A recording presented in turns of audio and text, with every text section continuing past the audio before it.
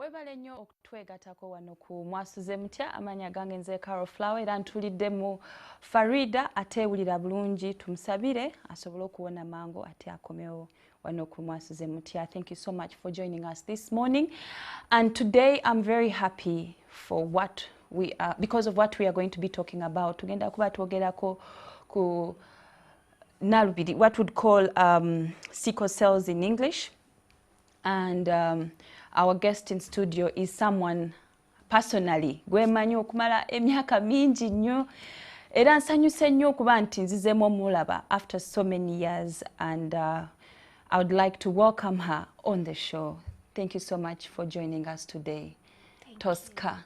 Thank you. MWASUZEMUTYA yo amanya bampita Achan Tosika. Amanya bampita Achan Tosika. Nsanyuse nnyo okusanga Carol. I'm so honored and so happy for those years we have come from.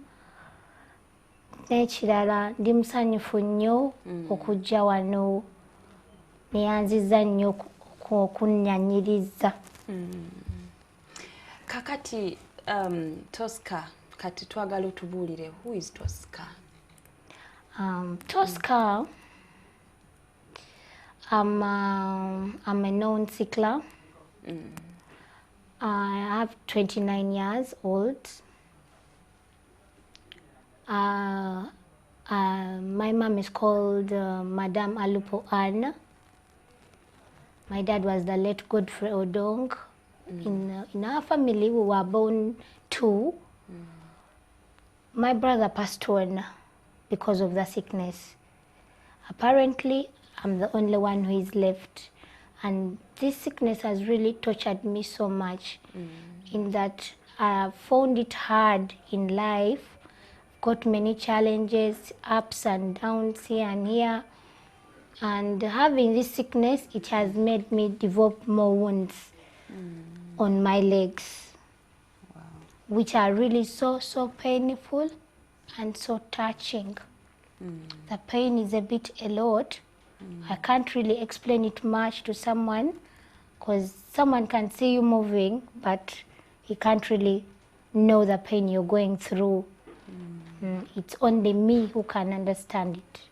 Okay, thank you so much Tosika. Lero twogerako ku sickle cells. Omuntu alwadde sickle cells kiki kyayitamu, mbeera ki gyayitamu, omuzadde mbeera ki gyayitamu n'omwana we ng'ayina sickle cells, kubanga bangi nnyo bali babonaabona tebamanyi what to do, ate twagala nakumanya can it be prevented. Ebyo byonna bye tugenda okuba nga twogerako leero ku MWASUZEMUTYA ne Tosika. Naye Tosika agenda kuba tuyitiramu obulamu bwe kuva lwe yazaalibwa mpaka kati, biki byayiseemu, what solutions does she have for her life. All this she'll be discussing with us. Thank you so much, Tosika. So I want to ask you about your mom. Did she single-handedly raise you and your brother? Yeah, my mom is a single mother. She raised us as a single mother. She separated with my dad when we were still very young. Then she started taking care of us. The two of us were born with sickle cells. But as you can know, sickle cells is a disease that is very expensive. If you don't have money, your child can't really survive. Sickle cells. Yes. But before we talk about sickle cells, why did your parents separate? Could it be because... It is because of that disease. So because she feared to produce more children who could be the victim. Okay, kati njagala kubuuza Tosika. Yes. Sickle cells yava ku ludda ki? Maama oba taata? Yava ku taata. Kati ye taata n'abalekawo ku lw'obulwadde? Yes. Or it was your mother's decision? No, it was my mommy's decision. So she couldn't continue to produce more victims. She feared. You see, that's why she said, no, let them do what? Let them separate. And she couldn't remarry to see if she can have... No, she didn't want to remarry again. She just wanted to take care of us. Okay, so tell us more about sickle cells. When did you realize that you were not a normal child, and how did it affect you? Kyakuyisa kitya wakitegeerako nti olina obulwadde abaana abalala bwe batayina ate emyaka ki gye wakitegereramu? Like we got to know that we are sicklers when we were still young. I was 3 years. That is when my mom took me to the hospital. They tested because I could get sick often. Today you're home, tomorrow you're in the hospital. Today you're home, tomorrow you're in the hospital. Blood could get over of the body every now and then. So my parents could be asking, why is it that we are being transfused all the time? So they tested us and they found we had sickle cell. Yes. Kati yo sickle cell zerumitya. What are the sickle cell? The symptoms and it's an inborn disease, and the way it pains through the joints. What we call crisis. When you get the crisis, it pains you through the joints. The joints there, and the whole body also starts paining you. Yeah. Wow. So tell me, when you were growing up as a sickler, did you ever feel discriminated at one point in your life? Yes, I felt discriminated at one point in life. Normally, when you're with friends, there are some who can segregate themselves. They say, we don't want to be near that girl. She'll give us the sickness, or else he or she will tell you something bad. Will say, for you, you're not going to live longer. You see, that kind of thing. So it could always pain me inside me. I could have nothing to do, but always pray to God and tell him, God, you're the one who put me on earth. It's you to know what to do. Yeah, but it could always hurt me inside. What's that one day you remember the most that hurt you so much because of discrimination? What was the experience? The experience was so bad. I was in primary 4. We were going for a trip actually. We were going for a trip. Then when we were going for a trip, had my friend. She was a good friend anyway. So other friends told her, why do you always communicate with Tosika? Then she was like, no, Tosika is my good friend. She's a good person. Then they told her, no, you leave her to sit alone. You will also get that disease. So that thing really tortured me. Then I told her, you know what?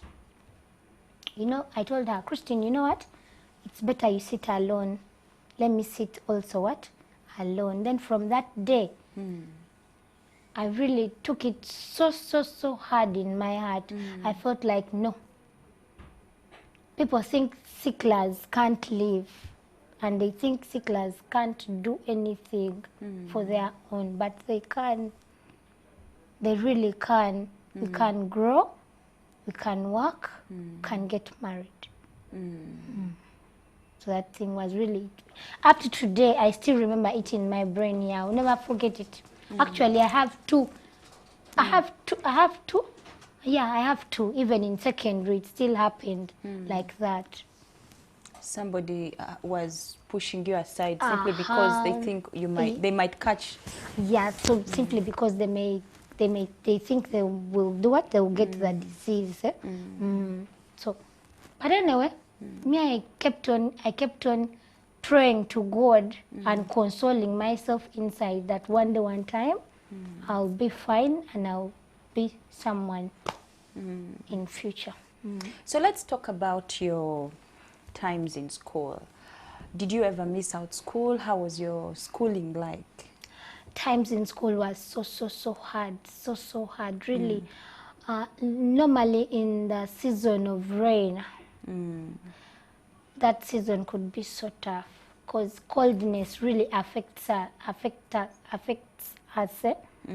You feel like the coldness affects the body, so you get the crisis.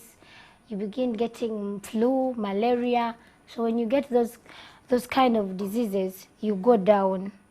the joints begin paining you, the legs, the body, you feel you don't have appetite to eat, you're weak, then you get down. So during my school,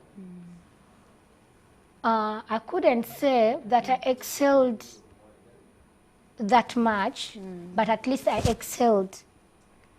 Because at times, like in my primary,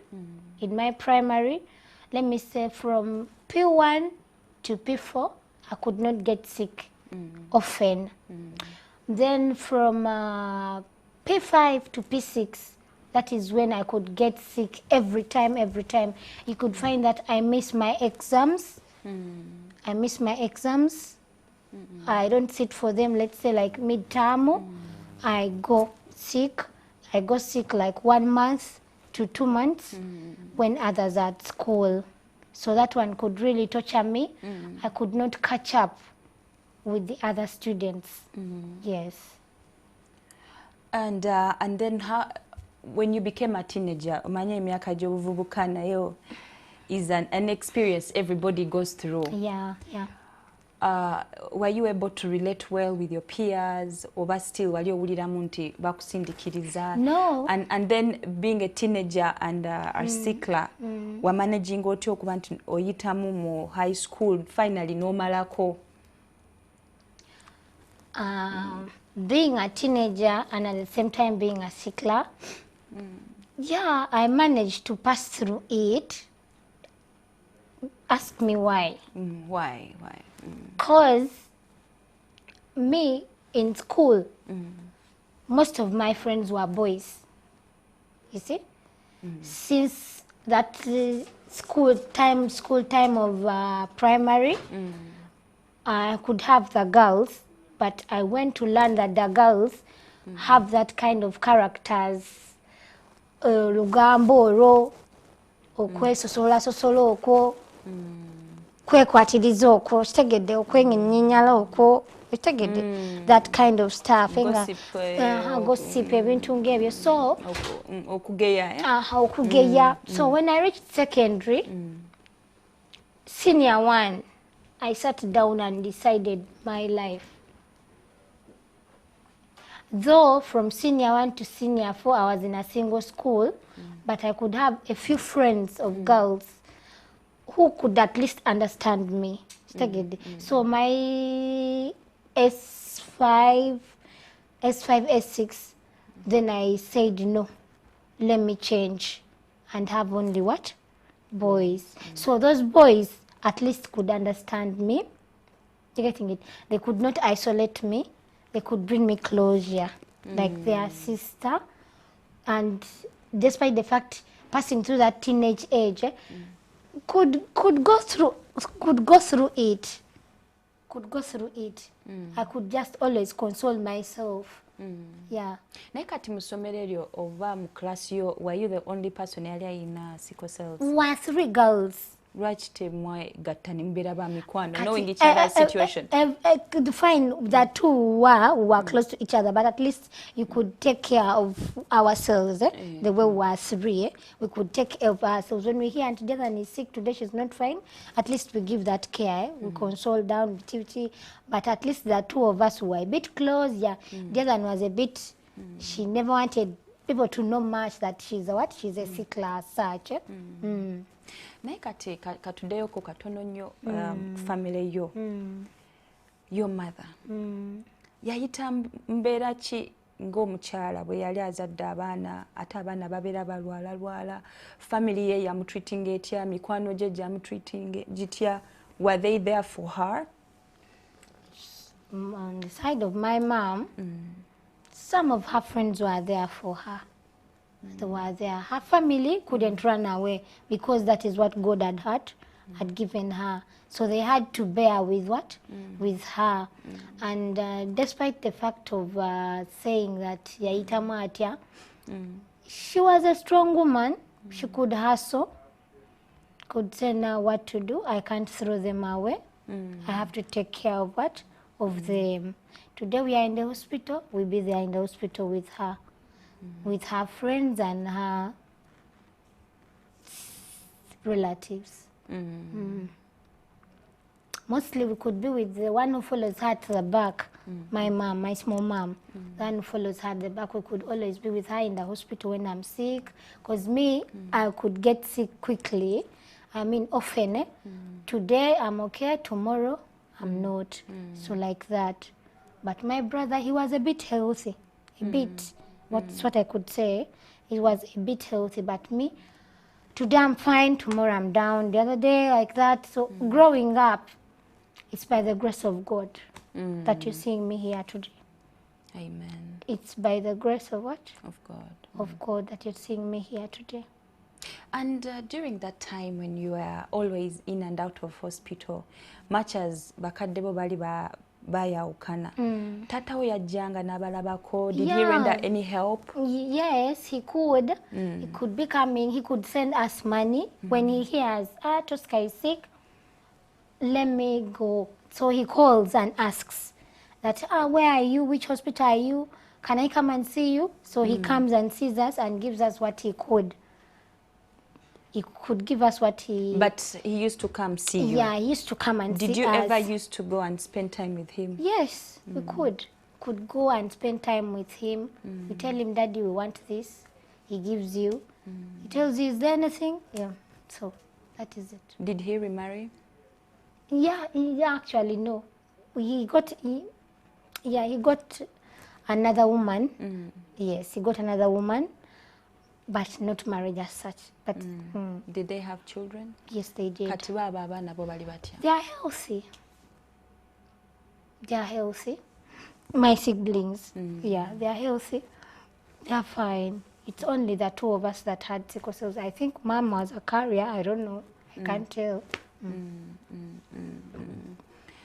Wow. Kakati soko tubuulire bulumi ki omuntu alina sickle cells bw'ayitamu? Obulumi bungi nnyo, Karo. Can you explain? Obulumi bungi nnyo mama wange, bungi. Nga bw'okiwulira bungi.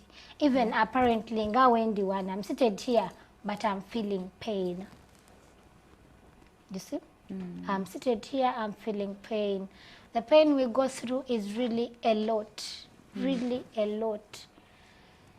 You feel like, the world has ended today. Because of what? Pain.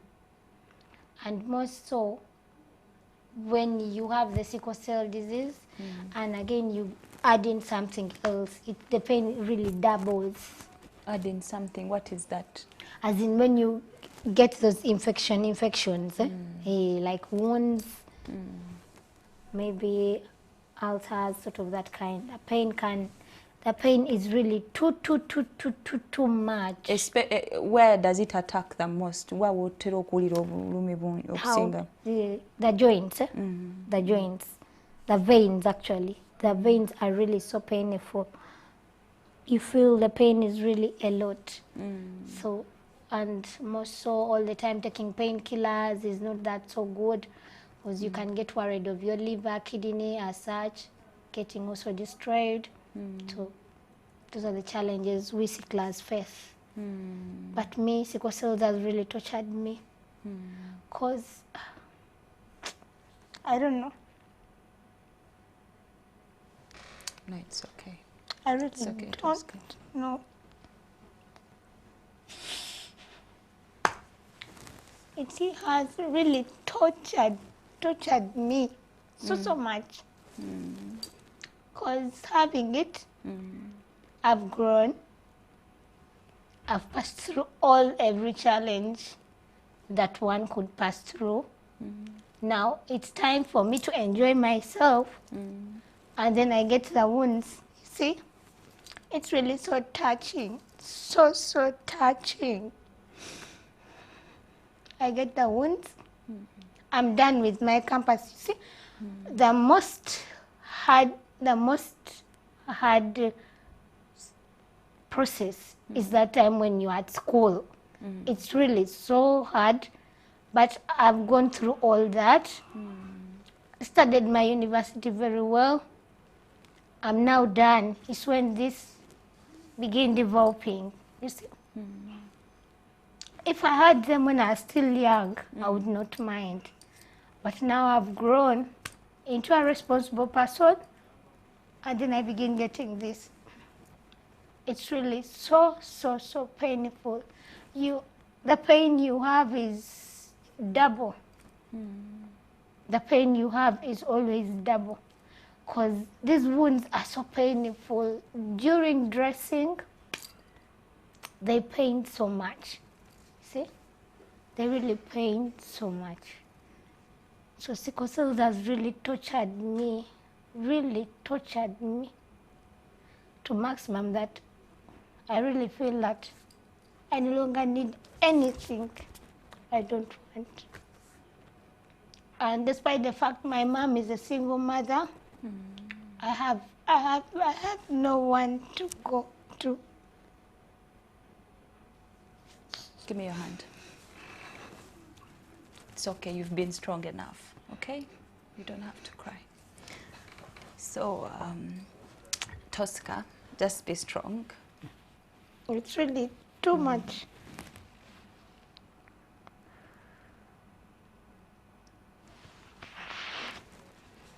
Wow. So, when did the wounds start coming? Was it immediately after campus? The wounds developed in 2012. Yeah, that was after campus, actually. I'm done with campus. Now you're coming to face the world. Again, looking for jobs to do what. So they started 2012. I've spent with them 7 years. 7 years when I'm treating them.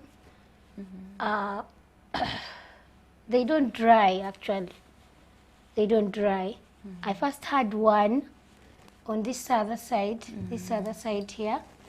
It dried up, but it came back. It came back last year. It started again last year. So this one also developed by itself, because all the legs have what? Have the wounds. So this one developed 2012, 2013, when my brother had passed on. So this one here also developed. So this one, I tried putting another skin on it to dry. That is here. Tried putting another skin for it to dry. We went for operation. That is what they call plastic surgery, but it didn't catch up. You see, the skin just went off again. So it peeled off, and I went through normal dressings as usual. You see? So I've spent with them 7 years. For me to reach up to here, I feel I'm at the wall. Wow. Katugendeko katuwumulemuko katono nnyo tukomewo as Tosika shares with us her life. And if you're out there and you're going through the same, it's okay. All is well, is all I can say for now. Let's have a short break. And lero twogerako ku bulwadde bwe bayita Nnalubiri in English, which is called sickle cells, with the guest called Tosika Achan. Tosika and I have been together. Tusomye wamu throughout primary era mbadde so happy okumulaba. Ate buli kyayogerako, I must say I'm one of those people that have seen her go through it. And being a kid at that time, I can imagine the discrimination you went through, because I remember we're in the same class. I remember everything basically. But one thing I must say, your mom was a great mom. Yeah, because at least I used to see your mom always proud of you. She is. And talking about that, njagala we ng'omuntu abadde mu bulwadde, there are many parents out there, especially abaami abatera okusuulawo abakyala baabwe lwakuba balina abaana balina Nnalubiri. N'ekintu ekyo wandikyogeddeko ki Tosika? Ekintu ekyo sandikyogeddeko nnyo kiri awo, but I'll talk about it. Kubanga ebiseera ebisinga bagenda through courtship. Bagenda through courtship. Kati bwe bagenda through courtship, omuntu tasobola kumanya and abasinga tebaagala kwekebeza most of the men. You see, when bw'omugamba nti tugende mu ddwaliro twekebeze ng'ayomba sesaagala gendayo biki tonneesiga bintu ng'ebyo. So that comes out kijja kyobolaba abakyala bayita mu buzibu ng'obwo kubanga ye omukyala aba amanyi nti nfunye omuntu wange ali healthy. Okitegedde kubanga ye aba yemanyi nti ali ki ali healthy kati aba asuubira okubeera n'omwami abeere ng'ali ki ng'ali healthy. So kyoba olaba nga bafuna obuzibu obwo bambi ne bazaala abaana nga balina Nnalubiri so ne balabira ddala nti bayita mu buzibu bambi nga bungi. Kati kyogezaako okugamba nti abantu nga tebanaba kufumbirwa oba nga tebanaba kutandika okuzaala oba okola amaka kiba kikulu ne bagenda ne beekebeza obulwadde bwa sickle cells oba mwe buli mu musaayi. Kiba kikulu nnyo omuntu n'agenda ne yeekebeza ne wumbeera nga muli mu courtship ya myaka 2 oba 3 at least bagende beekebezeeko kubanga bw'oteekebeza either you can have HIV, either you can have any of the 2 diseases roughly. Because the other diseases, they catch you when you're growing. You see? Other diseases, they catch you when you what? Brother, bikukwata ng'okuze, ng'oli mu kula. Ne sirimu, ne sickle cells, bwamuki, bwamusaayi. Kati nga bw'oyogerako ekyo ekya check-up, omuntu ayinza okubeera ne Nnalubiri n'abeera nga ali bulungi ng'alabika nomo. Omuntu ayinza okubeera ne Nnalubiri ng'alinga ggwe. Okitegedde nga tomutegeera nga munene mulungi nnyo, she's fat, she's bunene lungi nnyo ng'ali healthy nga tosobola na kumutegeera unless ye kennyini ng'akugambye nti I am. Nange kennyini waba onsanze mu kkubo nga I've made up myself biki. If I don't tell you I am, you can't know. You see? If I don't tell you that I am, because most of my friends, they have not been knowing that I have it. Until when they saw when I'm starting this process of collecting some little okukunganya ku busente okufuna emisomyo okufuna bone marrow, then all of them were in a shock. Really, you mean you have it? Konze, yes I do. Why don't you talk? Konze, no. Just kakati tubulireko bw'ozuukuka ku makya rutini yo ebeera etya? Bwe nzuukuka ku makya kiki ky'osooka okukola? Nzuukuka ku makya nga nzuukuse kati engeri gye nsula nga nsuze mu bulumi kati nga today yabadde yankubiddeko Madam Betty yabadde yankubiddeko essimu yesterday twabadde twogeddeko yaŋŋamba mukanda wange mbadde nsaba okeereko enkya okeere nnyo ne mugamba nange maama wange nga sigenda sobola kukeera anti omumanyi olaba obulumi ne mugamba kale I'll try and do what and see kuba nsula n'obulumi so when I wake up bwe nzuukuka ku makya soka nemmirayo ka painkiller kange nensuka nentuulako awo dakiika ng'ameka nga 3 then nendowooza okunaaba ng'ebigere bimaze okukola ki okuwola obulumi nendowooza okunaaba neetegeka engendewa ku mulimu. Kati ogamba buli lunaku olina okumira painkiller? Yes, every day nina okumira painkiller cause ebigere biruma nnyo. If it wasn't, singa tekibeera ekyo mbasimira. I just take my medicine for my what? For my disease. Kakati bw'oba tomize painkiller, what happens? The pain is too much. I don't stay well that day. Sisiiba bulungi. Sisiiba bulungi. Mba sirina kye nsobola na kukola. Nsiiba neebase. So the people I stay with, muli baba bawulira bubi nnyo. They feel uncomfortable. They feel disgusted. Bintu ng'ebyo. Wow. Kakati kankubuuze.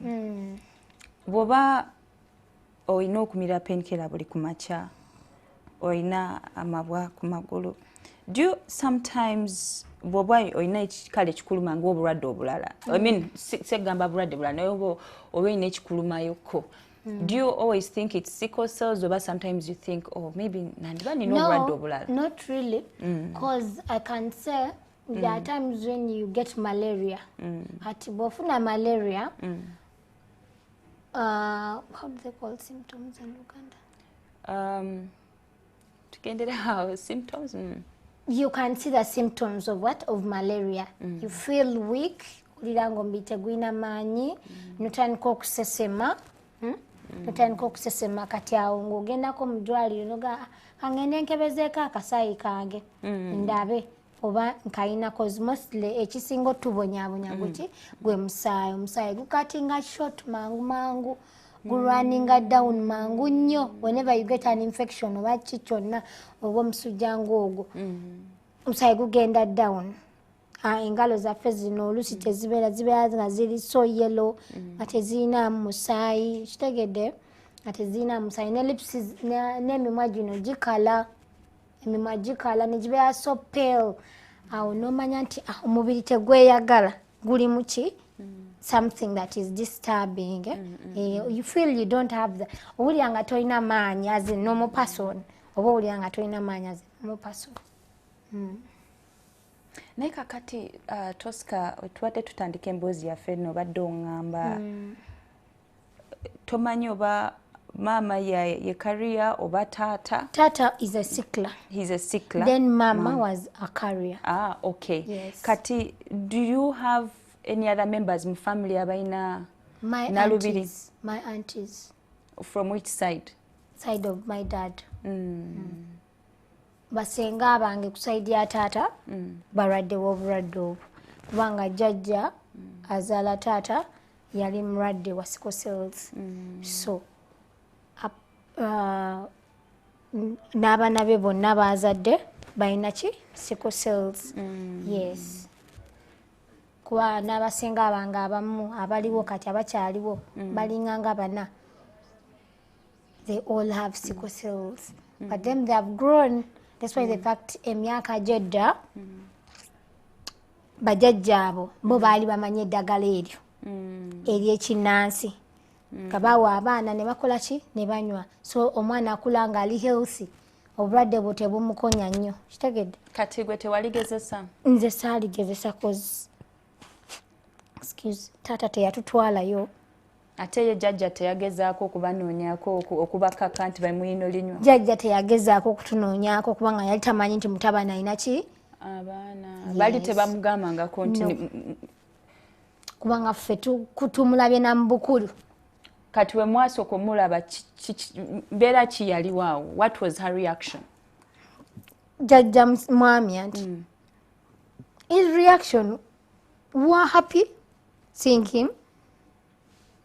Because now he told us, now I'm old, I would have looked for people that medicine. Nandibadde manonyeza eddagala eryo ne kati nkaddiye sibimanyi. Naye kati lwaki taata we teyamugamba nti alina abaana? I don't really know why. Sisobola kulima nti.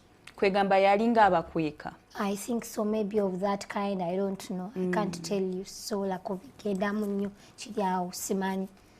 Kakati Tosika waŋŋambye nti taatawo yafa emyaka mitono nnyo kawe mabega. Taata yafa Taata yafa 2014. Naye nga kyava ku ki? Kyava ku Nnalubiri? Kyava ku It didn't come out of I think sickle cells kubanga my dad taata yali aging kale. He was a bit old a bit. Yenga akuzeemu. Yali alina emyaka emeka? 53. That one is an old person already. Yeah, abakadde. But I think he had something else that took him. I saw a government it was sickle cell, but I think it had some. Yali alina ekintu ekirala kyamutwala, but my brother, it was the disease. Because yafa. Yatugamba today I'm sick. So we took him to the hospital. Taking him to the hospital, they call us after one day I skipped on. Like 2 days I've skipped on, that he has passed away. So that one was the disease, because he had got the crisis. feeling body pains, the joints were paining him, the joints were paining him, so they tried giving him, they tried monitoring him, basobolako okumumonitoring ebyo, omubiri ne gugana n'afa. Naye kati awo brother we yafiira yali amaze okusoma? Yeah, yali amaze okusoma ng'afunye first class degree. He's been working. He was actually an editor. He was called Sahib Tobin. Most of them know him. He was working with some companies there in Bugolobi that writes magazines and what so. Kakati Tosika, gwe ng'omuntu eyakula ne muganda okuva buto, mulwadde muli babiri, musanyuse muli babiri, you were each other's best friends. Yes. Okufa kwe tekwakuza nnyo mabega, kwakuyisa kutya? Kwanziza nnyo mabega, because he was really a best friend. That's what I can say. He was really a best friend. He was like a dad to me, fine. Dad was there, but I took him as what? Namtwalanga tata wange, despite the fact he was my young brother. Tiyali muganda wange omuto, but namtwalanga tata wange. Because twali tutula ku mmeeza emu ne tusobola oteesa. Kati bwe yafa, mutima gwange nagamba, nze omunaku w'abendi ngenda kuteesa naani? Mwali mubeera wamu we yafiira? Yes, we were staying together. Twali tubeera ffenna naye. So ne ngamba ngenda kuteesa naani? Sina gwe naateesa naye, sina gwe naasaaga naye, sina gwe naakola ki naye, because who actually I could say he was a friend, he was a brother, he was a dad, he was everything to me. He was everything to me. Despite he was my young brother, but he was, I could, kankigambe nti yali muntu wange. Muwulira muli mutima, ne bwanyiiza nnyo ogulubuka essaawa eyo. Ne ngamba, taata naye kamuleke, nja kwesuutinga. So I really miss him in my lifetime. I miss him, but that was God's suggestion. May he so rest in peace. May he so rest in peace. Tekyakuleeteramu okutya? Natya nnyo actually.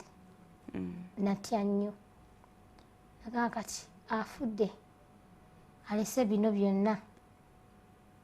Byaleseewo. Biki byalekawo? He left a company. He left when he had opened up a company. So even his degree, you know,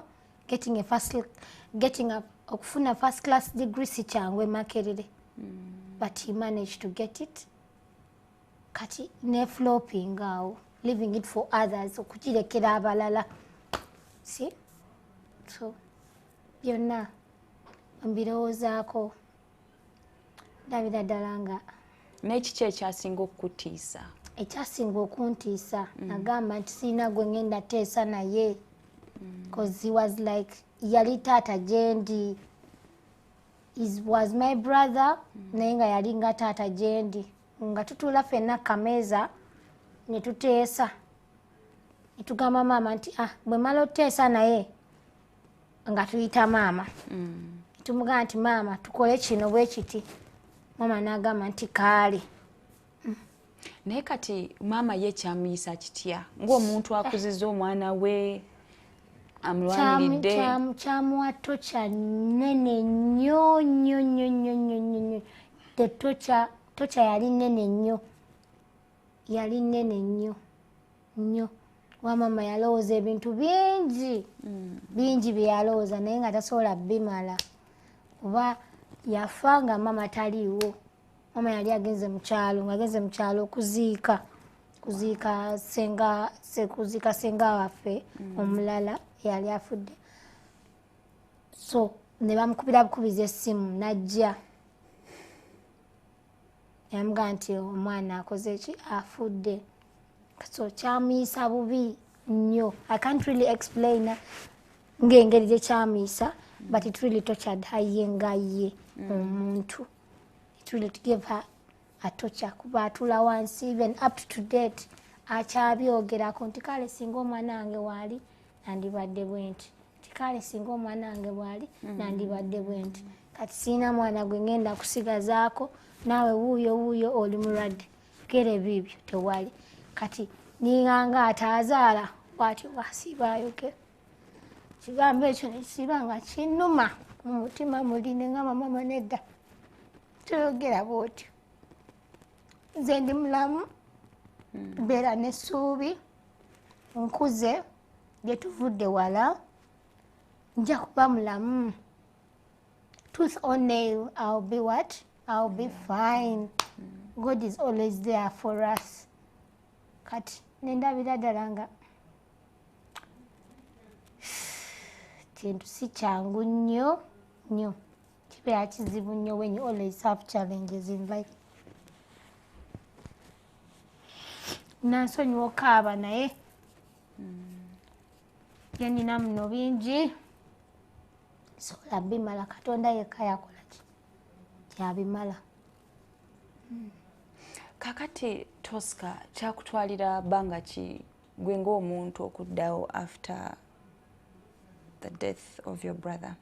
It really took me quite long. Kyatwalira ebbanga ppanvu nnyo kuba 2013 afudde ate 2014 taata afudde nendabira ddala nga ensi enkutte ki enkutteko enywezezza siina gye ngenda oli namuziika nemmanya nti kangume nti kati taata waali at least ko nja kuddukayo ki gyali newankubadde mbadde sibeera naye nja kudduka gyali mugaye nti taata omanyi nti kino naye ate wekyangwa mu kutu nti naataata naye afudde nempulira nga ensi ekoze ki enkutteko ndabira ddala siina gwe ngenda teesa naye siina gwe ngenda kugamba kintu kyonna wabula nga nsigadde bwogo bw'omu ku nsi asiina kyantwalira ebbanga ppanvu nnyo almost like let me say 5 years okubeera kati I can now sit kasibalowoozaako kiri awo nnyo nenkola ebyange nengamba ebyo nabyo bibeera eyo. Naye kakati oyogera ku brother your dad ate abo baganda bo your step siblings bo tebakulaga mukwano? Are you guys close? Do you meet? Do they encourage you? We are not really that close. Yeah, tetuli nnyo. We are not really that close with those ones because I take long anyway meeting them. Ndwawo nnyo balaba. I just talk with them on phone nga wenayogera nayo ku simu, hi, how are you? Fine. Bintu ngebyo naye okubasisinkana I really take long because they are not that much close to me as such. It is my mom that always consoles me. To my daughter, like this, and it's actually we console each other. With your mom? Yes. It is my mom who always mama yasiba consolinga nangamba mwana wange tujja kubeera bwe tuti nemugaa naye mama naawe ojja kubeera bwe tuti kuba despite the fact ye yafuna pressure after the death of my brother. Yafuna what? Pressure. So shock eyo yamukuba wala. Nafuna ki? Nafuna pressure. Yafuna pressure, and you know pressure is a bad disease. Yeah, I know. Anything you hear torments your brain. Now you can collapse from there and you're no more. So she got pressure. So I always console her. And now she's the only one I'm left with. Gwe mbadde naye kenyini leero naye bamukubidde essimu ne baŋŋamba nti afudde. Ani oyo? Jjajja. Ludda ki? Saidi ya taata. Omuzeeyi? Naye afudde leero? Afudde leero. Bankubidde essimu ne baŋŋamba nti afudde kati so bulamusigaza maama yekka and I myself. Kakati Tosika katudde ku gwe. Oyinza okubala emirundi gy'obadde mu ddwaliro? Mingi nnyo, sola gibala muganda wange. Mingi nnyo actually, or I can say 1,000 times. Mingi nnyo, and many hospitals that I've moved to. Malwaliro mangi ge ntambuddemu. I can't really count them. as such, but the few that I can recall, at least I can explain to you. So what effect has sickle cells had on your body? What effects? The effect it has had on my body is it has caused me the wounds. Yes. So apart from the wounds? I don't have anything as such with it. The only challenge I've got in it are the wounds. The wounds which are called venous ulcers. It causes those wounds that don't heal. Walera beko omuntu wa sukali. N'omuntu wa sukali afuna amabanga bwe gati. Tegakala. Kitegedde. Okukala kwako basala nnyama ne bateekako kuli. And which is a probability actually. Nga wona asimba omuti omutono. Then no suubira nti gukule mpola mpola. So it's what they do with this skin too, to that wound. So yeyo challenge yokka gye nfunye mu actual mu sickle cells. Pozi n'ekirala bw'oba olwadde okunormalizing okuddayo nga woobadde. It is something very hard. Kibeera kintu kizibu nnyo okuddayo nga woobadde ng'ogenze mu serious crisis. Because now me normally, since I take long to get sick, I can take my 1 to 3 years and I don't get the crisis. When I'm in crisis, nga wonafuna omusujja, you people who are normal, nga wonafuna omusujja, ne gukuteeka wansi. Kati me crisis yange ejja ng'omubiri gunnuma gwonna nga sirina musaayi mu mubiri, ng'amaaso ga yellow gonna ne gafuuka yellow, n'omubiri ne gufuuka yellow gwonna. Ne mbeera nga sisobola kutambula, ng'ebigere binnuma, muno mwonna munnuma, nga mpulira obulumi bungi. So when I get that pain to come up, it takes me quite long. Emyezi nga 1 to 2 months for me to gain back the power. Because sometimes you can still be in hospital. You're in hospital like 2 months ng'olyeyo n'obulwadde tebwagala kuwona, n'obujjanjabi buli awe butyo, naye nga buli kimu kiri awo. What's the longest you have been in hospital? The longest, that was in my senior 6. My senior 6, that is the time I had this wound. I think you remember this wound? Yes. When we were in primary. Yes, this wound here. That is the longest one. I was in my senior 6 when they were operating here. When they were operating it here. So that is the longest, roughly. That was my senior 6. That is period ya MOX. I got a serious attack. Nengenda mu ddwaliro. Bwe nagenda mu ddwaliro, doctor nangamba bagenda kulongosa wano. Kati we balongosa wano, they operated it from their side. Ebbwa ne likola ne liwona. Bwe lyawona, ne mbeera nga settled. Saddamu kulwala. It took like 7 years. From that time? From that time. Naye kati bwe bakulongosa, didn't you have any fear nti wandiluzinga amagulu oba ki? Didn't you have that fear? I didn't get that fear as such because the doctors were making me strong. They were telling me, Achan, you're going to be fine. You're going to be fine. We're going to do anything possible for you to be what? To be healthy. So, okutyoko, saakufuna. And I really love God. Me as me. Njagala nnyo Katonda. Kuba janzije wala. I always console myself, though I'm isolated with friends. But I console myself. Njagala nnyo Katonda. I don't know how he looks like. Simanyi nga wafaanana naye mwagala nnyo nze nganze. Naye Tosika, kankubuuze. Nze nali manyi ebya isolation byakoma mu high school. Even when you're working, ne sawa yakakati nga nkola. You see? Sawa yakati nga okola. You find that ofuna emikwano egimu egikusosolera. Si bonna nti bakwagala. Kitegedde? Okola ki? Apparently, I work in a tour company. I'm an air tickets manager, stroke secretary. And how has it been for you? Do you always make it at work in time? Do you miss work at times? Yeah, I do miss kukola.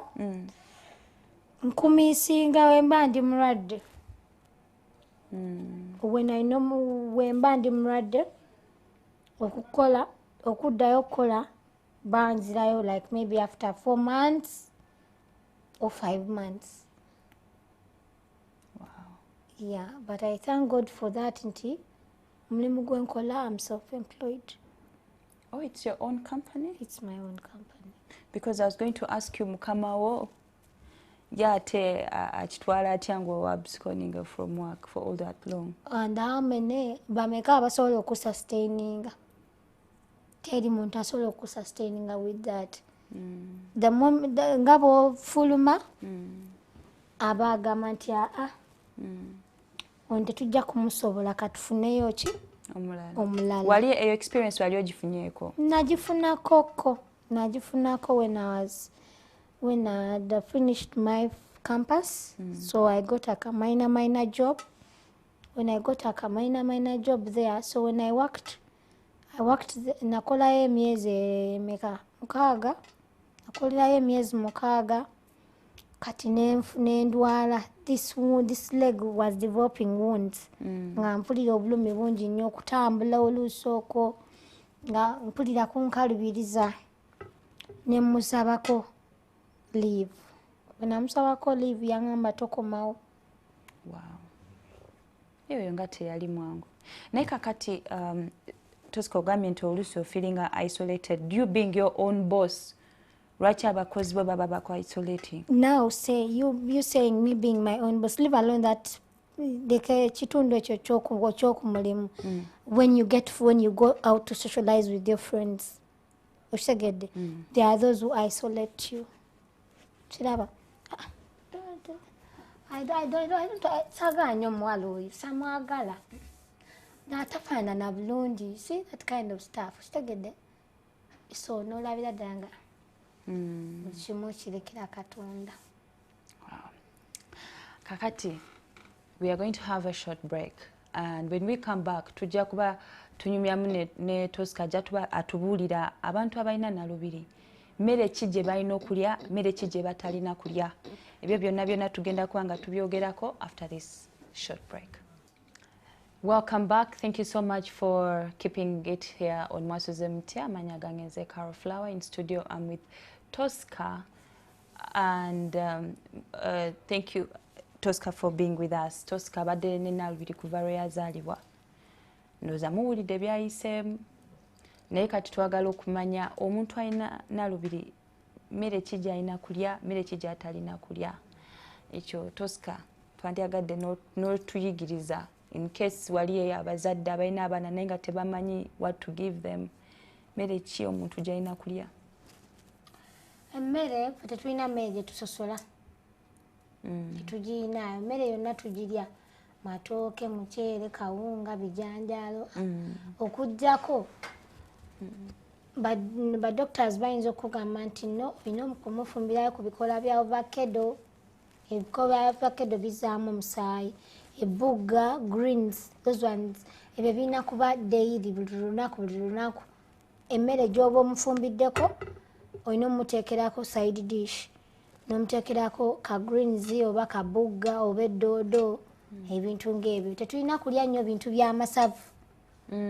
Bintu by'amasavu ebyo oluusi biba bitukosa muli mu lubuto.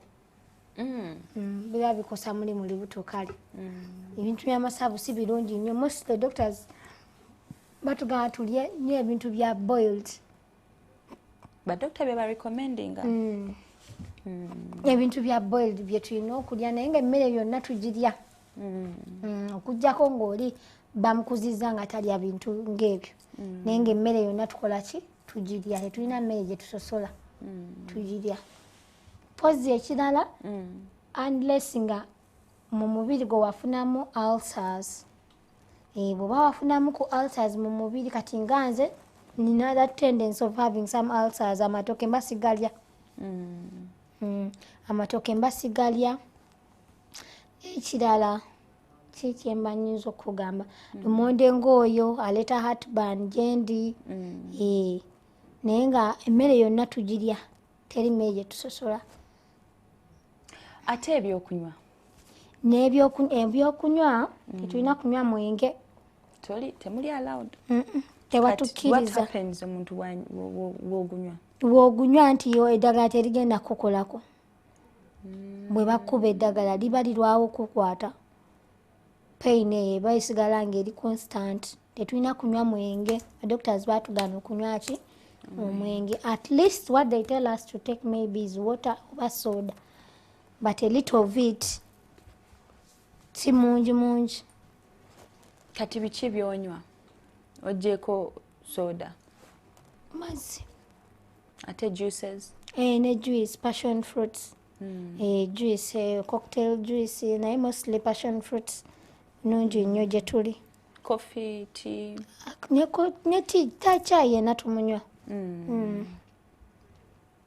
Chai yenna tumunywa. Tunywa amata, tunywa coffee, tunywa amajaani, tunywa biki. Naye amajaani nedda. Tulina kunywa gundi mazzi ga ovacado. Wana amajaani nago si malungi gye tuli. Gakola gatya? Oluusi galina ebintu ge bakola gayinza okukendeeza ku musaayi gwaffe weegutwe biki. Kakati tubulireko Tosika. Omuntu alina... Okay, how expensive or cheap is it okutreating omuntu alina sickle cells?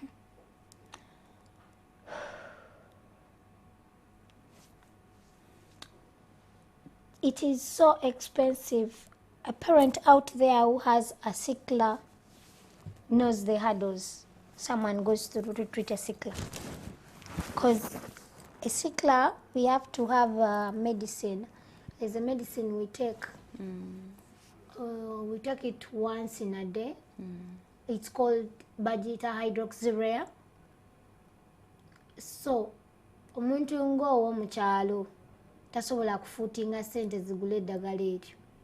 Lya ssente meka? Lya mitwalo 3.5. Obukeere ndabumeka? 3 awo ka mwezi. Pitegedde ka box kaki ka mwezi. So omuntu ali eyo mu kyalo kibeera kintu kizibu nnyo abantu abasinga. Kya bbeeyi nnyo. Mwana wa sickle cells wa bbeeyi nnyo nga bw'okiwulira nnyo. Kubanga n'ekirala ng'awo aba alwadde ng'ali ku kitanda, expense zibeera very expensive. Omuzadde aba afulumya nnyo. Eddagala oba olina okugula lino oba olina okugula liri. N'oluusi emmere ly'aba akusabye ng'ayagala kulya. Oyinza omuleetera bijanjalo n'akugamba nti maama saagala bijanjalo, njagala nkoko. Ate ng'olina ogimuwa. Ate ng'olina ogimugulira. Kati now you imagine that situation. Teberezaamu embeera eyo nga tolina ssente. Ate ng'ayoyezza ayagala kulya nkoko, okola otya? Si? Ayoyezezza ayagala kulya nkoko, okola otya? Oba tolina ngeri yakola ki? Yakola omugamba nti mwanange guma enkya tomanya tujja kukola ki? Tujja kufuna. Kati nze ku sayidi yange my mom yali alina ssente emyaka egyo. Naye kati despite the fact engeri gye tubadde balwadde, tukuze tuli balwadde, sickness etuggyeko, obulwadde bututte ssente nnyingi nnyo. Oluusi obeera mu ddwaliro ne bakucaginga $1,500,000 ye bill gye bakuleetera, $1,500,000 bill gye bakuleetera eyo ng'oli ku kitanda. In most cases ng'oli ku kitanda. Kati ate ng'olina okugula n'eddagala, eddagala lya bbeeyi nnyo nga bw'okiwulira. Kati you find that nti ssente zonna bambi zimuweddeko. Takyalina bambi. Yali omulimu gwamugwako, yali azifuna atya? Kiki kyakubanga muli babiri ate mwembi muli balwadde, yamanaginga atya? Maama wange, she was a worker of Kampala City Council. Yali mukozi wa Kampala City Council. Kati mu 2010 they laid them off work baba laying off work. So laying them off work, omulimu ne gukomaawo. Yes, nabeera she's now a gambler. You see? Nabeera now she's now a gambler. Now being a gambler, there is no money. Yeah. By the time when the money was there, it would be fine. Everything was being done smartly. Reason being, ne wetukolerawo tetufuna ba customers ntitutuno tubafuna buli saawa no bajja once in a while. Kiraba bajja once in a while. You know, kimanyi okubeera gambler how it is. Leero ofunye enkya tokoze eki ate despite the fact that I go for dressing ngenda ne banyiga ebigere bino. In a week I go like 4 times in a week. You see? Mu week ngenda emirundi 4 mu ddwaliro. Kati mba nogenda ne ssente emitwalo 5 olunaku. Buli lwogenda mu ddwaliro okudressinga kujjako emitwalo 5. Buli wengenda mu ddwaliro banzijako emitwalo 2 per week. Yeah. So emitwalo 2 per week. Leero ayinza okugamba leero siyina ng'oguma enkya we zirabika ng'ogenda naye ng'obulumi bw'olina era bungi. Kati we bamulenga off in 2010 ate mwali mukyasoma yamalako atya? Twali tukyasoma engeri gye yamalako awo. How was she able to pay the bills in hospital as well? That time we weren't getting so twali tetulwala nnyo kiri awo. Nga we could get sick once in a while. My brother was in government. See? For him he was in government. So she couldn't have time that she's paying school fees for that one. It was only me. And me, she could hustle and gamble here and here and get the what? The money. Yeah, that's all gambling wano ne wali nafuna tuition yange. Naga nti mwana wange lero nifunye yana genda otekeyo. Nenkya we nafunayo. Okola ki? Ng'otwala mpola like that, as you know. Neshirala. So during that period, life moved on slowly by slowly. Era nga Katonda atugabira mpola. Kakati Tosika. So life moved on mpola. Now recently awo ngambe awo 20. When they let them off, mama yali azimbye ennyumba side ze Sanje. Yali azimbye. The time they let them off, kati tuyingira ennyumba yaffe. Bwe twayingira ennyumba yaffe tugibeeramu omwo 2010, 2012, 2011, 2012, 2013, 2014. So awo mwaka guno gwennyini yalina loan gye yali yafuna because of my sickness ng'ayagala kunzijanjaba n'okukola ebintu ebirala. Naye kati ennyumba ne bagikola ki? Ne bagimutwalako ba money lenders bamutwalako ennyumba. Ffe ne batusuula ebweru. Ne batusuula ebweru tubeera nga tuli awo tutyo gye tusula wa muganda we. Mpaka kati? Twali twakagendayo just recently. Muganda we n'amuwa ennyumba awo Seeta. Muganda we n'amuwa ennyumba Seeta awo n'amugamba ogira osulako awo for meantime. Onaaba ofunye ow'okugenda nga yugo.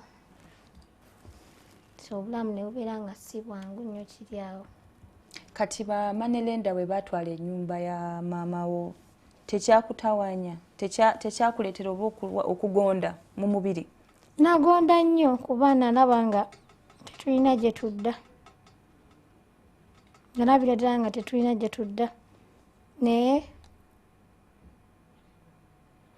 maama yatugumya n'atugamba abaana bange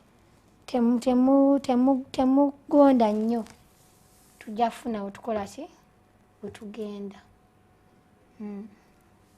Kakati kankubuuze Tosika, omuntu aba ayina Nnalubiri stress emuleetera crisis attack? Yeah, stress emuleetera crisis attack. Kati oyinza okunyiiza nenkisigala muno mu mutima gwange. Wensigaza muno mu mutima Bange nakitereka nkitereke ebbanga ppanvu kati bwe nakirowoozaako ngamba that girl really annoyed me. Why don't I go and attack her? Yanyiza kwa kisigenda ne mwataakinga ne mugamba. So when I attack you ne nkuyombesa ate for us we are short-tempered people. Tuli bantu bali short-tempered. Oyinza okungamba ekintu nga tekinnyingidde mu bwongo bwange ne nkublasteringa there and then. Oba okingamba ne nkisirika. Nekyembuuza like gwe ng'omuntu tekikuleetera kulwala ng'oli stressed? Olwala. That's why you see doctors tell us to avoid stress. Batugamba we should avoid stress kubanga stress etulwaza. Muli tuba tuwulira muli obusungu kati obusungu obwo obulwadde butandika okukola ki okujja omubiri gutandika okukuluma butandika okukola ki kunafuwala bintu ng'ebyo olwala we get sick. Kati Tosika ogyeko painkiller gy'omira buli lunaku na eryo eddagala waliyiso otya? Hydroxyurea. Eryo ddagala ki eddala ly'omira per day on a daily? Folic acid. There is folic acid then multivites. N'eryo ne painkiller. Yeah. Me, I take the painkiller because of the what? The wounds. The pain I have on the wounds, but it's not a must that I have to take a what? Painkiller. If you're normal. If I'm normal. You're getting it. I take the painkiller because of the what? There are those. Wali yaba bali ye bweru. Nga ina kumira only folic acid. Folic acid ya msai. To minimize your blood.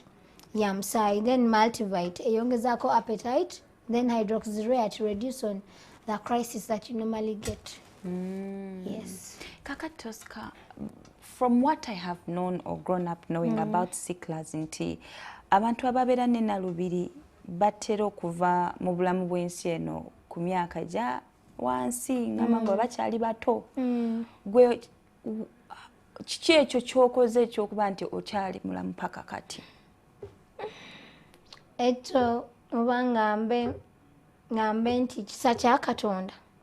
Kyebangamba kisa kya Katonda. Lwaki nkiyisa kisa kya Katonda? Challenges nyingi nnyo zempitamu. Ate nze wali tuzze twogera ne nkugamba nti nze seetwala nga mulwadde. Kitegedde? Neekubagiza nnyo. Okiraba? Neekubagiza nnyo ne neegamba nti nedda. Nze ndiki? Ndi mulamu. I'm normal like any other person.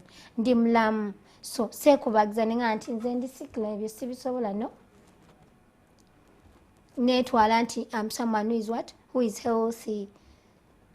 Era ntiba nkigamba mu bwongo bwange nti n'omuntu omulamu kyakola nange nsobola okukola ki? Okikola. So ekyo kisa kya Katonda. Cause mbuuse mu stage buli omu z'agamba nti azibuuze. Nga tolina nazibuuka. Yes. Because that year, that was 18 years, that is senior 6 actually. Yeah, that year I got so sick, critically. So sick, critically, went into coma for 2 months. Then komao, and mudwaire mulago. Then komao, that is the time when they did this operation. Then komao, kati wena komao, my doctor prescribed for me that hydroxyurea. Kati that hydroxyurea is one which has kept me up to date. That I don't get that serious attack. Buno minor attacks at all. Minor attacks bujja nti lwakuba ndi stressed up.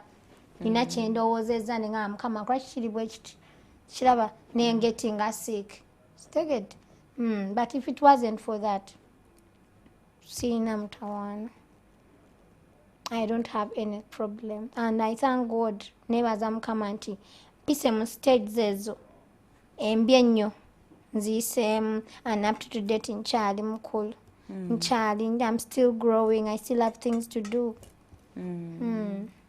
Kwegamba, it starts with the mindset. Yes. Olina okubeera positive in all situations. You have to be positive. You are not very positive in all situations. You don't have always to console yourself that I'm a sick land. This is all I call you know them, auntie, over money. At least you have not only me that you have seen. I think you have even others whom you know. Hey, What's that extreme thing? Chichecho kye wali okoze nga kiri extreme ky'omanyi nti omuntu mu mbeera ng'eyiyo talina kikola naye gwe n'owewaliza n'ogamba I am fine, I'm this and I will do this. What is that thing? You know, Kati, let me tell you, this thing is like alone you're going to work, ogenda kola olaba obudde bukutte toyina manyi galinya taxi. They don't accept us sit on boda bodas. Nenze boda boda njituulako. Nogenda n'okola? Nengenda nenkola. Lwaki tebabakkiriza kutuulako? Anti empewo. Oh, okay. Empewo tuyisa bubi. Ne but I do sit on the boda boda nengenda nenkola. Empewo netakutawaanya? Tetawaanya. You saw me with that. It's because I'd sat on a boda boda. But me, I know I don't normally move with anything. Over sweater, over what, no? Let's now go back to your school days. Did you used to be a part of the school activities like I used to. MDD, sports? And you could not see us when we were in MDD and sports. I think you could see. We could dance, we could play, we could run, but we couldn't get anything disturbing us. Yes. We could do, I could enter all activities because even in my campus, I was a class monitress. Yes, I was a class monitress. At your high school? Yeah, at my high school, at my campus. Yes. It's only primary that I wasn't on Jacob primary. Naye twali tulina baba prefect kuku eryo somero. Eryo somero twali tulina ba prefect naye era ngo banyigiriza obimanyi naawe. Obimanyi twali tulina ba prefect naye atubanyigiriza tebiringanga bino ebya secondary nga bwe byali. Because my senior 4, I was a class monitress, even senior 5, senior 6, I was a class monitress, then even campus also, I was a class monitress. So what was when you got to high school, what was your favorite sport? When I went to high school, I loved so much singing in the choir. Tewakola sports zonenda wanga kusamba kapira. Music, dance and drum maybe nabikolanga, ne kusamba kapira nedda. Yadde okwepena, naye kwepena. No kwepena. Okay, ate netball. Netball nedda. Nothing. Just wakoma mukuyimba. Kuyimba koko dancing ebyo byenakomanga ko ebyo. Naye netball mupiira nedda. Byenakomanga ko ebyo. Kati lwaki tewagezesa? Kugezesa sagezesa munange mama wange anti nga ntya. Anti height ya fojimanyi. Nga ntya okwewanika waggulu nenga mwenvayo eyo nengwa wansi nedda. Kino kireka nemanya wengwa. Yes, singing and MDD byonna. Kakati ekirala kyembadde njagala kubuuza apart from sports ojeko bena did this condition you have been going through affect your performance in any way kusomero? What I could change all of Gambanti, it affected me when I was in my secondary. Primary, not that much, but secondary, really. You could want to read your books, so you also maybe tell yo ne ngombiri gukuluma. Toja bikwasaganya ebintu bibiri. Ngombiri gukuluma, oyagala okusoma, no gamanti nedda kati kansoke ndekeke kimu kandeka okusoma. Kyokka times no labira danga times oina paper encha no tasoma paper no jigena mungoli blue. You answer what you can. It could normally affect me when I was in my secondary. Ngandaba, my reading is not that reading that someone you could read to the fullest. Ngasomako katono tono nende kao. Somako katono tono nende kao. Naye abateacher bakuyambako? Yeah, it's just were they supportive? Me. They were. They were supportive. And I really thank them for that. Because they were what? They were supportive. When I'm in hospital, they make sure they come, they see me. They tell me today we have studied this, this and this, and they leave for me the notes they can. Wow.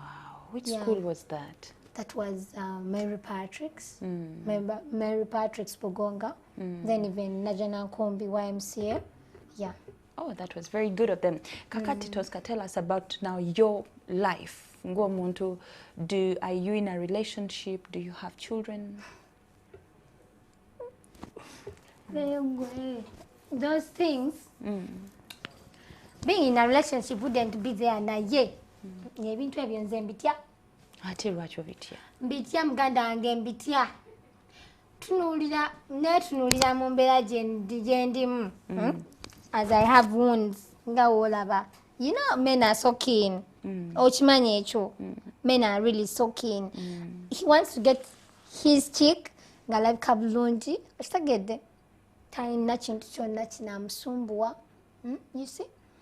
Agala amufune ng'alabika bulungi. Talina kintu kyonna kinamusumbuwa. They go into that courtship period. Moving together, one and here nga teri kikola ki kibasise emabega. Now me, bintu ebyo nze mbitya. Naye nga tobitidde. Saawa zino nze njagala nnyo abaana. I really love kids. Mbaagala nnyo. But if it wasn't, newe kyandibadde nga sirina ebyo, sinandibadde nina abaana bange nga babiri. I would be having my 2 kids. Naye kati amabwago. I look at myself. I enter into courtship when I'm like this. Kati tobeera ng'akooyadde even at school or... At school ebiseera by'okusomero naawe obimanyi twali tubalina. Twali tubafuna naye era nga okireka nga bwekizi. Nemugamba no nebikoma awo kitegedde. Yeah, just like that.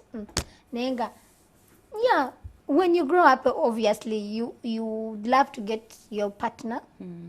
But now me, the way I am, I first left that. Let me first treat my life, then after I'll think of getting someone. Yeah. I really love your positive mind. Thank you so much, Tosika. You're welcome. Katugendeko mu break, tujja kuba tukomawo katono nnyo okubanga mukyali naffe mpaka zino essaawa, and I just want to say thanks to Tosika for joining us and sharing with us her life. Webale nnyo Tosika okuba nti oze n'otubulira ku bulamu bwo n'osharinga naffe obulamu bwo. Kintu kikulu nnyo eri ffe, ate kyemanyi kikulu nnyo eri abangi nnyo abali mu kuwatchinga NTV Mwasuzemutya kaakati. Webale nnyo Tosika. Naye njagala kukubuuza, wayogeddeko nti omuntu alina Nnalubiri atera okubeera short tempered. Olina ekintu kye wali okozeeko out of anger kyo regretting at today singa si kitewandi kikoze?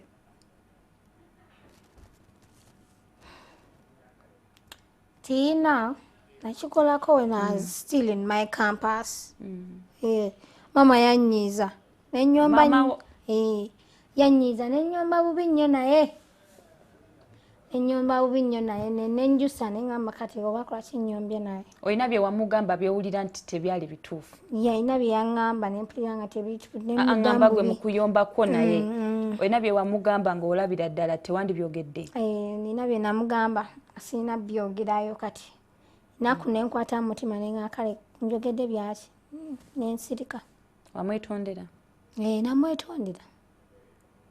Yamugamba mami I'm sorry. Kakati omuntu alina Nnalubiri, how best can one take care of them? Omuntu amulabiridde atya?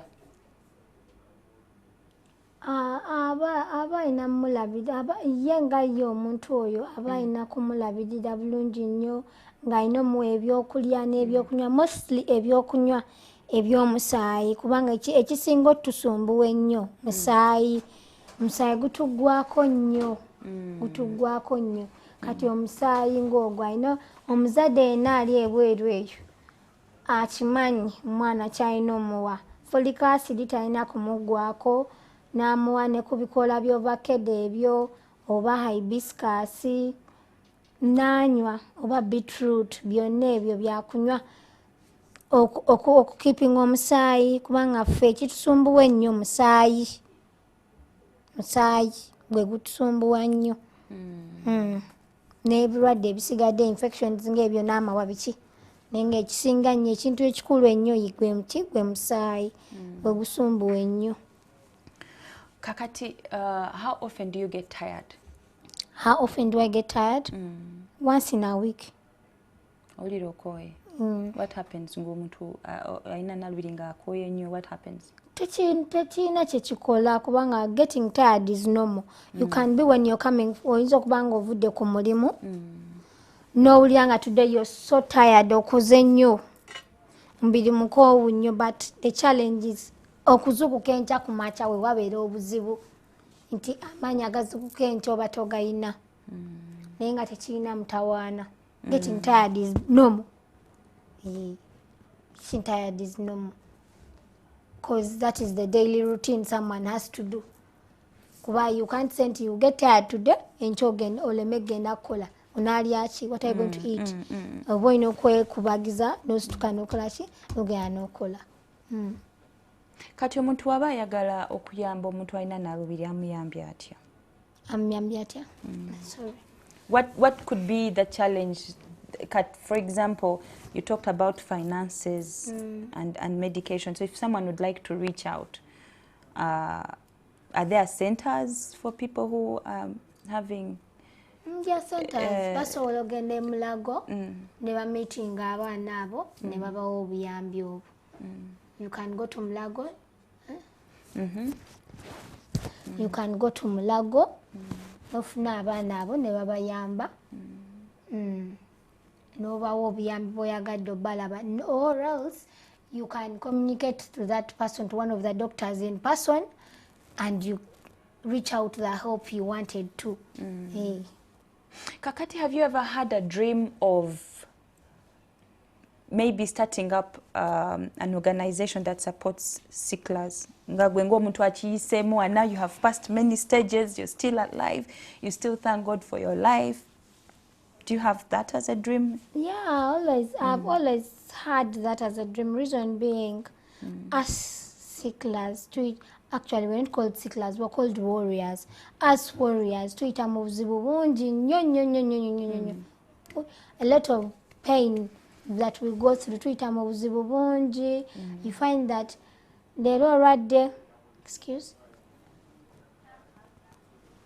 You find that little. They're all right there.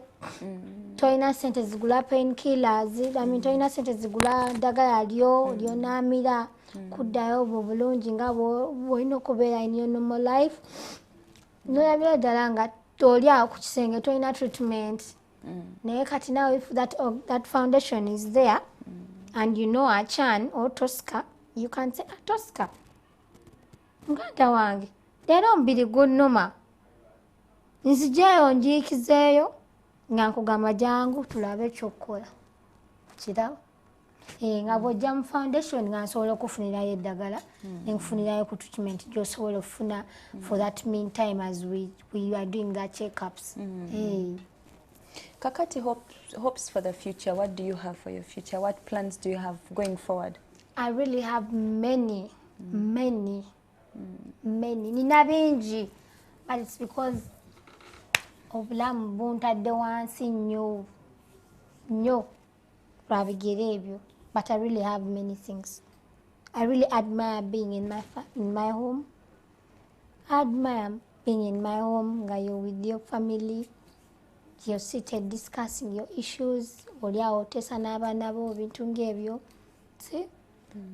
Kedde ku makya ogenze ku mulimu okoze olina business zo. I really admire that because I have friends nina emikwano gyange that who really put that inspiration in me. Banteekamu essuubi eryo nti one day one time ojja kubeera bw'oti. So I really admire also that life. When I'm healthy, sirina kyennuma, nga ntambula bulungi kutetenkanya ensi eno nga weebeera. Wow. Kakati, advice ki gye wandiwadde abantu abalina Nnalubiri, abazadde, advice ki gye wandibawadde n'abo abagenda okufumbirwa, aspiring mothers Kansooke kwabo abagenda okufumbirwa. advice gyembawo ebweru eyo nti abantu abalina Nnalubiri, advice gyembawo eyo abantu abalina Nnalubiri nti they shouldn't tebagondanga nnyo, betekengamu essuubi nti nabo one time bajja kufuuka abantu. Utegedde? Because most warriors always console themselves. I mean, bagwamu nnyo essuubi.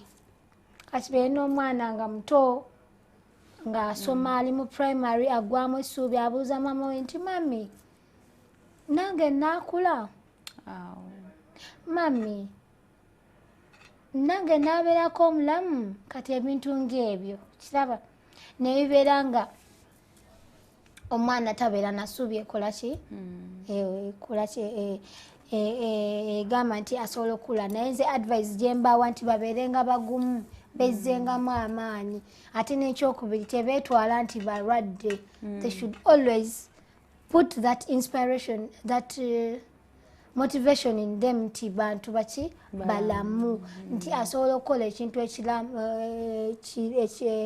eky'omuntu omulamu naye kyakola ki kyakola. Then kwabo abagenda ofumbirwa, at least if you have your partner, please go for check-up. For a blood test. Yeah, for a blood test or for screening. For screening. Kugamba, it shouldn't only be about HIV, but much more than that. Yes, it shouldn't be only HIV, but at least even sickle cell, those who have partners, at least let them go for screening.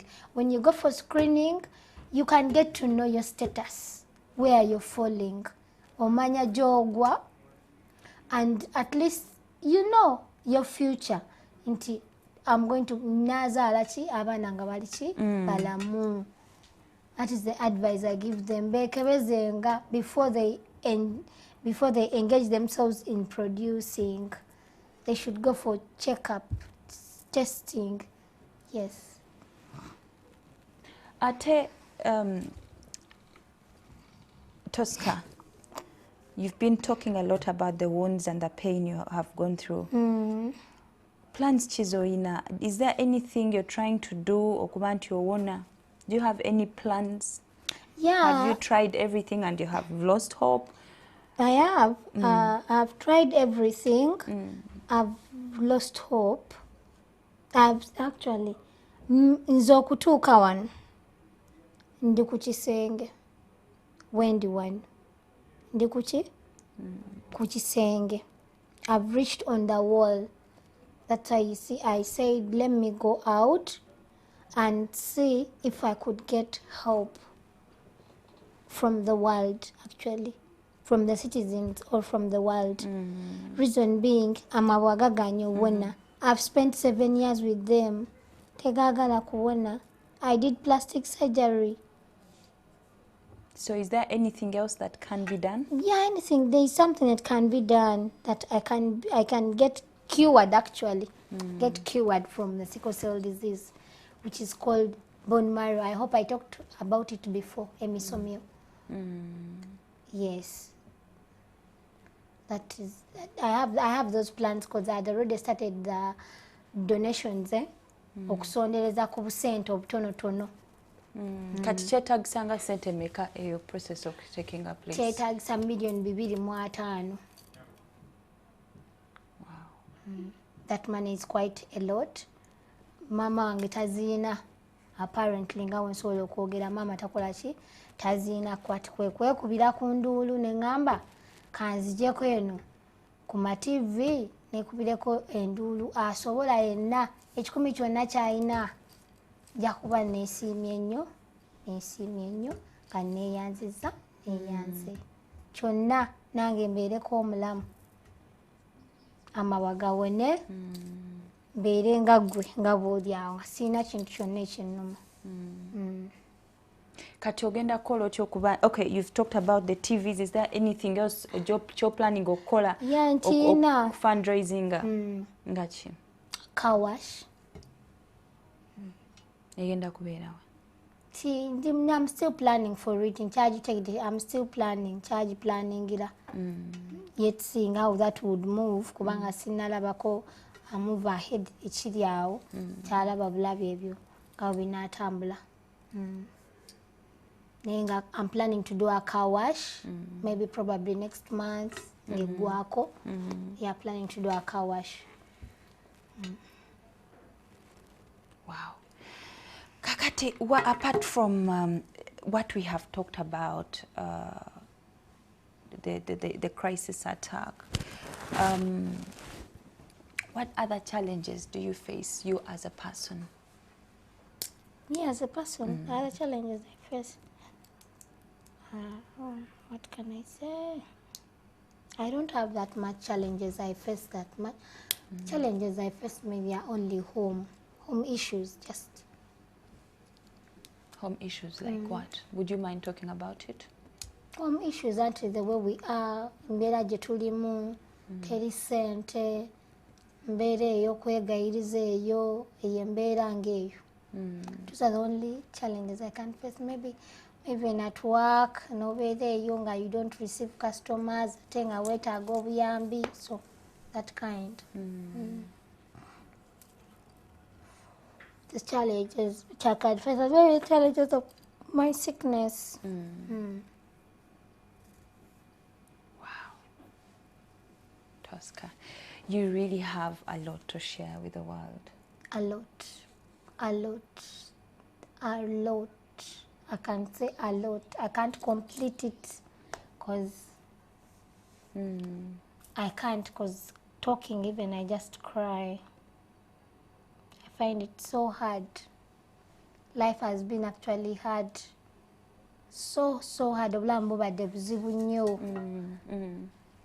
You would admire your friends, but now me, Zendintia, sola kola chino. You just leave it the way it is.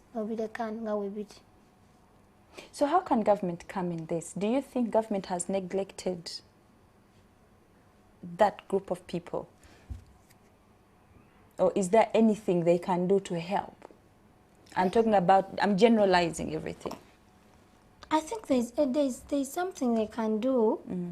They give the sickle cell medication, and maybe if they can also implement, if they could put for us, bawasobola tuteeramu machines ezo ezikola emisomi egyo kyandibadde kirungi nnyo kuba kati ezo sente zenjogerako sente nnyingi nnyo bwekibeera nga kiri wano mu Uganda at least kyemmanye sente zisobola okubeera nga nga ntono naye $2.5 sente nnyingi nnyo kiraba sente nnyingi nnyo bw'oba nga toli mu gavumenti mwana wa mu gavumenti tosobola zifuna nga teweekubidde ku nduulu kutambula wano ne wali.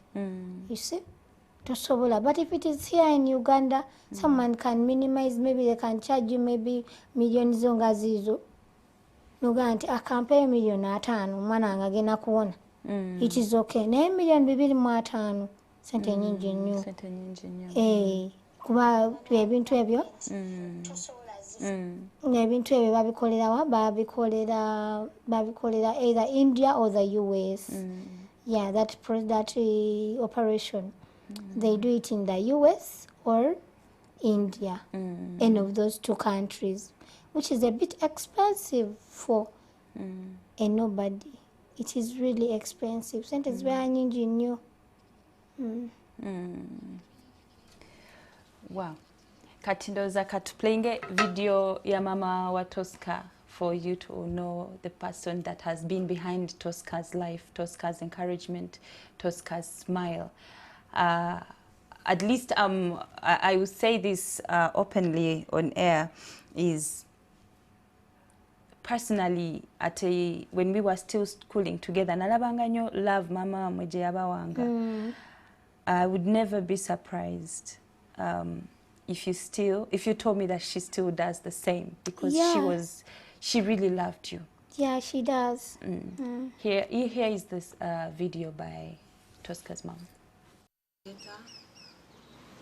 Okujja wano najjawo oluvannyuma lw'abamanenenda okuntundako ennyumba oluvannyuma lwako bwewolako esente zaabwe ne zinnema okuzzaayo ze nakozesa okujjanjaba omwana oyo.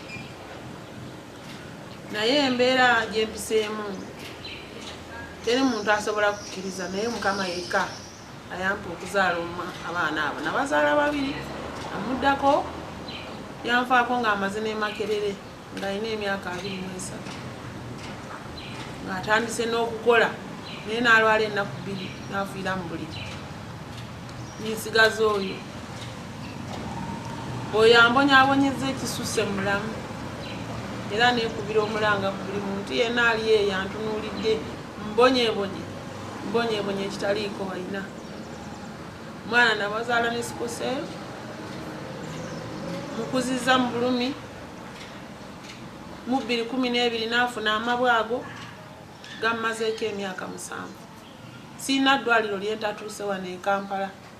Amalwaliro gonna aga gavumenti nga genzeemu, aga private nga genzeemu, naye buli dokita akuga nti tukoze ekisoboka naye omwana ono waatuuse tufune omukono ogutusingako awatali kya amagulu bagenda gasalako kubanga amabwa tegakala gali awo gakankana bukankanya ng'essavu.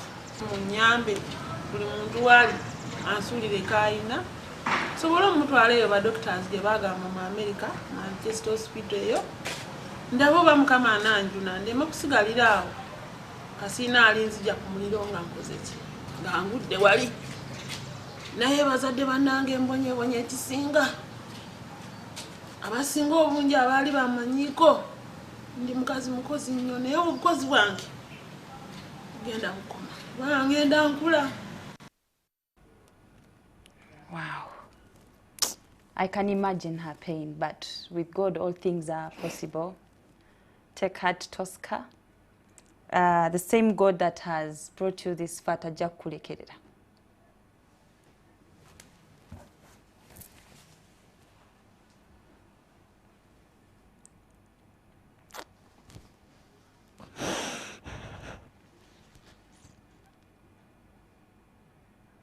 Be strong, Tosika.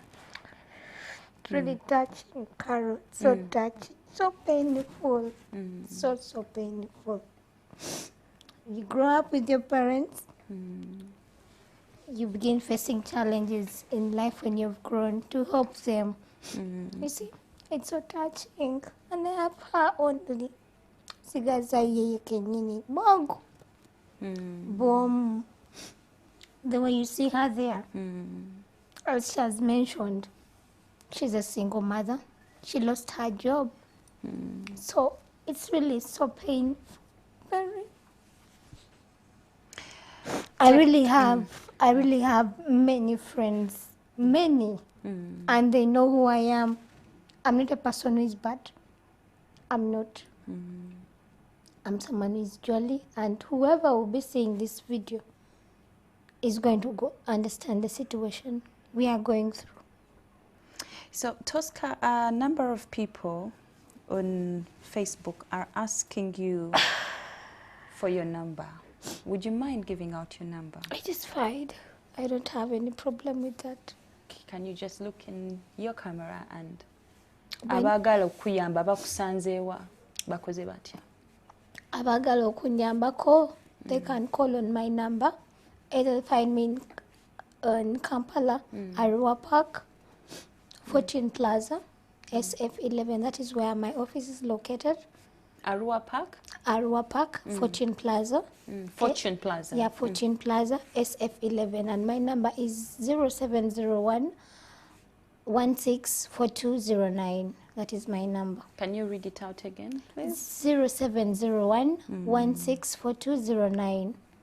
That is my number. And it is registered on mobile money. Whoever would love to send anything can send that on that number. I will receive it. Okay. Yes, please. Harriet Nansubuga says, take heart, dear. God is in control. Okay. And Kankwatsa Million says, with God, all things are possible. I think I'll pick up 1 or 2 callers as at the moment. Hello? I'm so sorry. Remember to turn away from your TV set or just put down the volume of your TV set. Hello? Amanya Nyabo. Hello? Hello? Jukiro take a volume ya TV one single tukubiddeko. Hello? Hello. Hello? Hello. Amanya nawe gyokubidde Nyabo. Hello? Hello? She's not talking. Hello?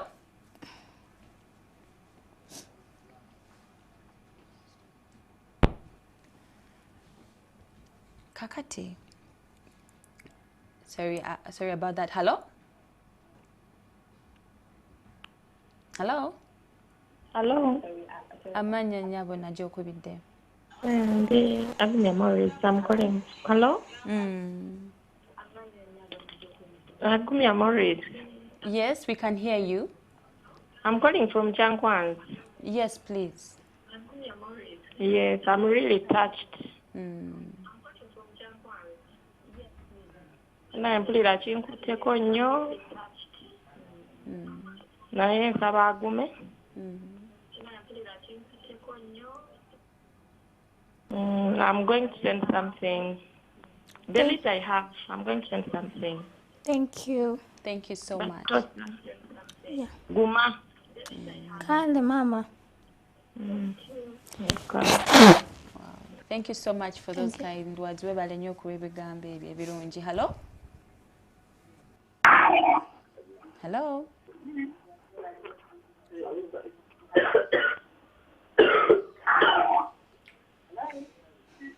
Hello.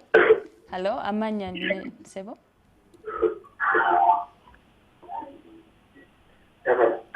Hello. I'm so sorry. Naye oba tukubiddeko sooka oveeko katono nnyo ku TV yo. Hello? Hello? Hello? Hello. Amanya Sebo? Amanya Wantukatamya Richard. Yes, Richard. Nsinzidde Kabale. Yes, you talk to us. Oh, so sorry, we have lost Richard. Hello? Kakati, Tosika ogambye planning okuteekawo car wash. Eyinza okubeera nga, do you have any ideas? I'm here to sit down and plan. I first want to see how this will move, since how we would have collected, how much we have collected. Then we sit down with mommy and we plan where we can do the car wash, either Lugogo or Rabbe Beach, anywhere of sort. I'll be letting you to know. Have you already known where you're going to do this bone marrow from? Yes, please. Manchester Hospital in the US.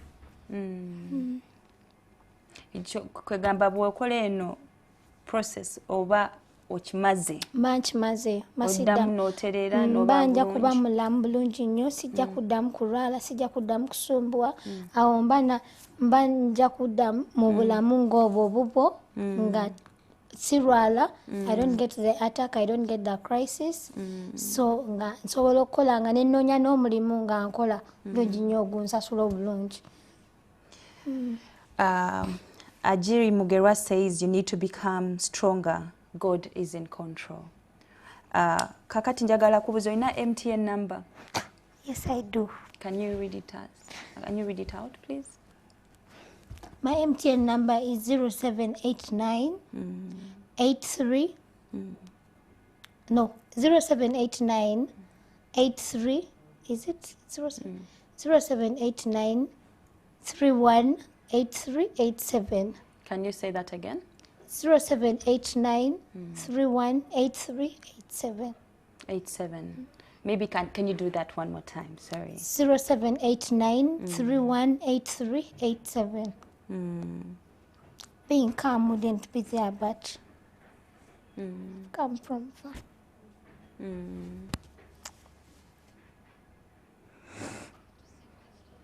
But one thing I know, Tosika, is God cannot bring you this far to leave you. And I know he who began a good job in you will see to it that it's accomplished. I know, but Rachel, take heart. All your friends on Facebook, people on Facebook, everybody viewing this show right now, ali mukwegayira nti take heart, beera mugumu, bijja kutereera. life is so hard. So hard. Okay. Thank you so much, Tosika, for being with us. Thank you so much. Webale nnyo sharing our life yo naffe. You're welcome. And thank you for hosting me too.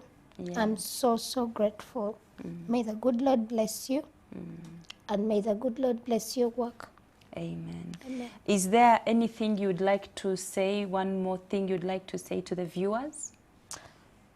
I would like to thank you for giving me your time and listening to me.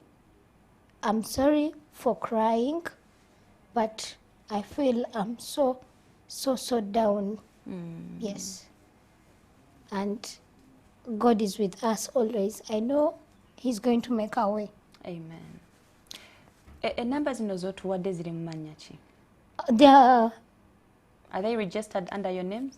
The MTN number is registered under my sister's names. Which one is that? MTN number. No, which names are those? Kabeja Priscilla. Kabeja Priscilla. Yeah, MTN. It is registered under Kabeja Priscilla. Yeah. But still, when you send the money, I'll be the one to get it. It's me who has the phones. And the Airtel? The Airtel is my cousin. That's Caroline. Her name again? Caroline. Second? Namtebi. Namutebi Caroline. Okay. Thank you so much. Mwebale nnyo okutwegattako leero ku mwasuze mutya. Tulidde mu Farida ate wulira bulungi naye katumusabire nti Katonda amuwonye mangu era akomewo. Amanya gange nze bampita Carol Flower era leero bwe tutyo program yaffe bwebadde mwasuze mutya obulamu bwa Tosika Chandoza mubuwulidde ate nammwe abazadde abali eyo abalina abaana bayita Achan kyayitamu ndowooza waliwo kye muyize waliwo kye mutegeddeko emmere gye balina okulya ebigambo by'olina okubuulirira omwana tomumala amaanyi naye ba that pillar awa omwana wo courage amuwa reason to live and to be hopeful. Era webale nnyo Tosika, mwebale nnyo okutwegattako, mwebale nnyo okubeera part of Mwasuze Mutya every single day. Thank you so much. And now we come to the end of our show. Until tomorrow, have a blessed week ahead.